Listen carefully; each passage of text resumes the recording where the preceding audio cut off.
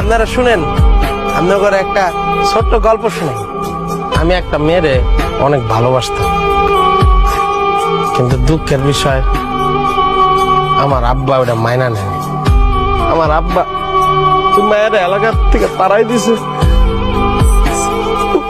টাকা পয়সা দিয়ে অন্য এলাকায় অন্য ছেলের সাথে বিয়ের ব্যবস্থা করছে। আমি আমার ভালোবাসা হারাই ফেলছি। কারণ কি জানেন, আমার আব্বা ছিল কাউন্সিলর, তার মান সম্মানে বাঁচতে আমি একটা গরিব মেয়ের ভালোবাসছিলাম। আমি যখন প্রতিবাদ করছি, আমার আব্বা আমার 6টা মাস শিকল দিয়ে বাঁধা রাখছে, আটকায় রাখছে।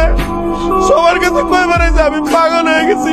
চুপ কর, আমার আব্বা আমার জীবনটা নষ্ট করে দিয়েছে। চুপ থাক তুই। চুপ করবো না আমি।